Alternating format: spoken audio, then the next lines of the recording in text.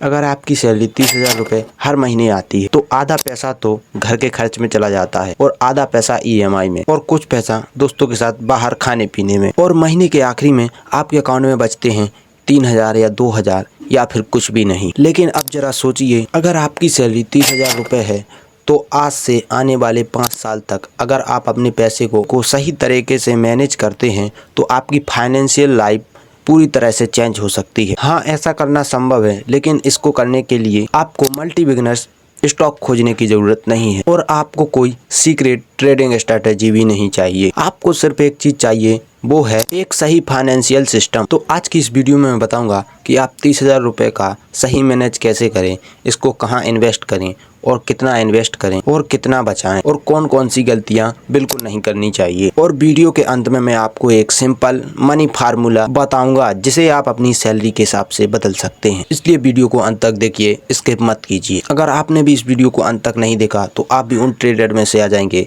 जो ट्रेडर्स हर दिन लॉस करते हैं। सबसे पहले समझते हैं कि आपकी सबसे बड़ी गलती क्या होती है। सबसे बड़ी गलती यह नहीं है कि आपकी सैलरी कम है, सबसे बड़ी गलती है कि आपकी सैलरी बढ़ने पर आपका खर्चा बढ़ जाना। मान लीजिए अगर आज आपकी सैलरी 30,000 रुपये है तो आप उसमें से 25,000 खर्च कर देते हैं और अगली साल अगर आपकी सैलरी 40,000 भी हो जाती है तो आप 35,000 रुपये खर्च कर देते हैं और सैलरी बढ़कर अगर 60,000 हुई तो आप 55,000 खर्च कर देते हैं और 10 साल बाद सैलरी अच्छी होने के बावजूद भी आप बैंक बैलेंस देखकर बोलते हैं कि पैसा कहाँ गया। आप ये छोटी छोटी गलतियां करते रहते हैं और एक्स्ट्रा पैसा खर्च करते रहते हैं और फिर आप कहते हैं कि पैसा कहाँ गया। इससे आप अपनी लाइफ स्टाइल को तो बदलते रहते हैं लेकिन पैसा नहीं बचा पाते। इसलिए इनकम बढ़ने पर आप पूरा खर्चा मत बढ़ाइए। अगर आपकी सैलरी बढ़े तो आप थोड़ा हिस्सा लाइफ स्टाइल में लगाइए लेकिन कुछ हिस्सा सेविंग और इन्वेस्टमेंट में बढ़ाएं। अब बात करते हैं प्रैक्टिकल प्लानिंग की। मान लीजिए आपकी मंथली इनकम 30,000 रुपये, तो आप इनको 3 बड़े हिस्सों में बांट कर रखिए। पहला है जरूरी खर्च, घर का खर्च हो गया, किराया हो गया, बिजली बिल हो गया और बाकी ईएमआई आदि, बस आप इनमें पैसा खर्च करिए, एक्स्ट्रा पैसा खर्च मत कीजिए। और दूसरा है सेविंग और इमरजेंसी फंड, अचानक आने वाले खर्चों के लिए आप थोड़ा बहुत पैसा बचा कर जरूर रखिए। और तीसरा है इन्वेस्टमेंट, फ्यूचर गोल्स और वेल्थ क्रिएट के लिए आप भी थोड़ा पैसा इन्वेस्ट कीजिए। अब सबसे जरूरी बात, ये कोई फिक्स्ड फार्मूला नहीं है। अगर आपके परिवार की जिम्मेदारी ज्यादा है या फिर रेंट ज्यादा है या ईएमआई है तो आपका रेटियो अलग हो सकता है। लेकिन अब एक बिगिनर्स के लिए एक लक्ष्य होना चाहिए कि कम से कम कुछ हिस्सा हर महीने पहले अपने फ्यूचर के लिए हो। अब यहाँ पर एक बहुत लोगों से बहुत बड़ी गलती होती है, पहले खर्च कर लेता हूँ, बाद में जो बचेगा उसे इन्वेस्ट कर दूंगा। लेकिन ज्यादातर लोगों के पास खर्च करते करते कुछ बचता ही नहीं है। इसलिए इसका उल्टा कीजिए, आप पहले इन्वेस्ट कीजिए फिर बाद में बचे हुए पैसे से थोड़ा थोड़ा खर्च कीजिए, यानी सैलरी आते ही आपके फ्यूचर का पैसा अलग। अब बात करते हैं कि इन्वेस्टमेंट से पहले इमरजेंसी फंड क्यों रखना चाहिए। मान लीजिए अगर आप हर महीने शेयर मार्केट में 5,000 रुपये इन्वेस्ट करते हैं और आपकी किसी कारण से जॉब चली जाती है या फिर घर में कोई जरूरी खर्च आ जाता है, आप क्या सोचते हैं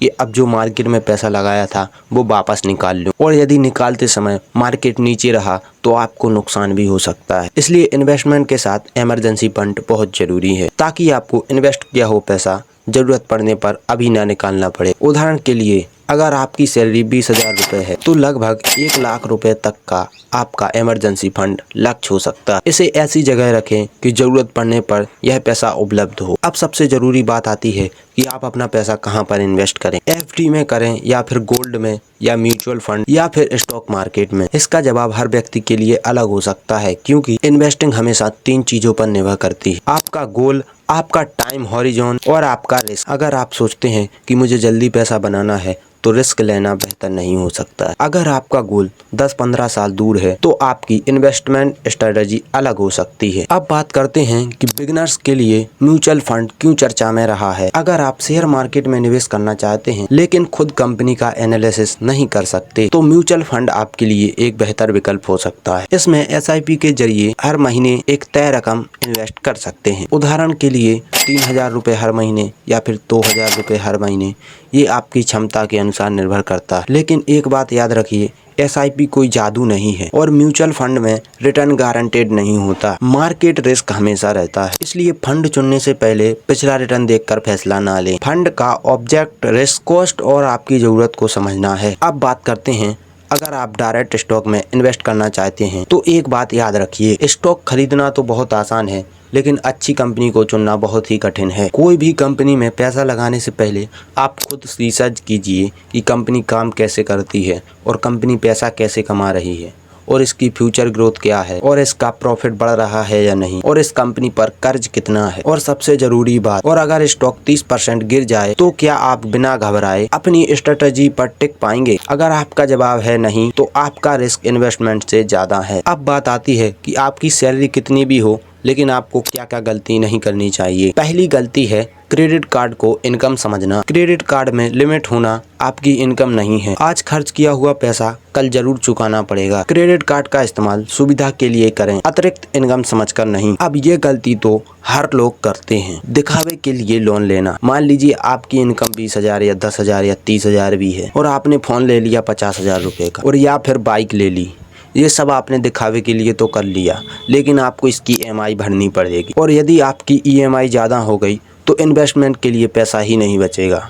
फिर आप इन्वेस्ट कैसे करेंगे? तीसरी गलती जो ज्यादातर लोग करते हैं, हर महीने नया स्टॉक खरीदना। YouTube पर किसी ने कहा ये स्टॉक अगला मल्टी बिलियनर्स है और आपने स्टॉक खरीद लिया और वह स्टॉक अगले दिन गिर गया और फिर आपने दूसरा स्टॉक खरीद लिया, तीसरा खरीद लिया। यह इन्वेस्टमेंट नहीं है, यह बिना स्ट्रेटेजी के रिस्पॉन्सिबिलिटी बन सकता है। चौथी गलती है जल्दी अमीर बनने की कोशिश। अब जो भी स्टॉक मार्केट में आता है वो सोचता है मैंने आज 10,000 रुपए इन्वेस्ट कर दिए, वो 1 साल बाद 1 करोड़ रुपए बन जाए। तो ऐसा नहीं होता है। उसको पहले समझिए कि उसमें रिस्क कितना होगा। जहां रिटर्न का लालच बहुत बड़ा हो वहां रिस्क नज़रअंदाज मत कीजिए। सबसे बड़ी गलती है कि लोग इन्वेस्टमेंट ही शुरू नहीं करते। बहुत लोग सोचते हैं कि अभी मेरे पास तो सिर्फ 1,000 या 2,000 रुपए ही बचे हैं। यही सोच उनको पीछे रखती है। शुरुआत छोटी हो सकती है लेकिन हैबिट बड़ी होनी चाहिए। अब सबसे जरूरी हिस्सा, अब एक कैलकुलेशन समझिए। अगर कोई व्यक्ति हर महीने 5,000 रुपए इन्वेस्ट करता है तो वह 1 साल में 60,000 रुपए इन्वेस्ट करता है। 5 साल में उसकी अपनी कैलकुलेशन 3 लाख रुपए होगी। लेकिन ध्यान रखिए मार्केट रिटर्न फिक्स या गारंटेड नहीं है। यही वजह है कि सिर्फ इन्वेस्टिंग में पैसा सबसे बड़ा हथियार नहीं है, इसमें टाइम और डिसिप्लिन और कंपाउंडिंग काम आती है। अब बात आती है अगर आपकी सैलरी बढ़े तो आप क्या करें? मान लीजिए अगर आपकी सैलरी आज 30,000 रुपए है, कुछ साल बाद आपकी सैलरी 40,000 रुपए हो गई और आप वो 10,000 रुपए भी एक्स्ट्रा खर्च कर रहे हैं। इसके बजाय आप अपने लिए एक रूल्स बना सकते हैं। अगर आपकी सैलरी पहले 30,000 रुपए थी और आपका खर्च चल जाता था तो 40,000 रुपए होने पर आप उन 10,000 रुपए का अच्छी तरीके से इस्तेमाल कीजिए और उसमें से कुछ पैसा इन्वेस्ट कीजिए। और अगर आपकी सैलरी बढ़कर 60,000 रुपए होती है तो आप इन्वेस्टमेंट भी बढ़ा दीजिए। इससे आपकी इनकम बढ़ने के साथ साथ इन्वेस्टमेंट भी बढ़ता रहेगा। अब बात करते हैं उस चीज़ की जो देखने के लिए अभी तक आप वीडियो देख रहे हैं, सिंपल मनी फार्मूला। आप इस वीडियो को पूरा एक फॉर्मूले में समझिए। स्टेप 1 आप इनकम लिखिए। स्टेप 2 हर महीने के जरूरी एक्सपेंस लिखिए। तीसरा स्टेप है फालतू खर्च पहचानिए। चौथा है इमरजेंसी फंड बनाए रखिए। पांचवा है हाई कॉस्ट डेबिट को प्रायोरिटी दीजिए और छठवा है अपना गोल तय कीजिए और सातवां है अपने गोल के हिसाब से इन्वेस्टिंग चुनिए और 8वीं स्टेप है हर महीने डिसिप्लिन से इन्वेस्ट कीजिए और 9वीं स्टेप है समय समय पर प्रॉफिट रिव्यू कीजिए। मार्केट देखकर नहीं, अपना गोल देखकर इन्वेस्टिंग कीजिए। दोस्तों,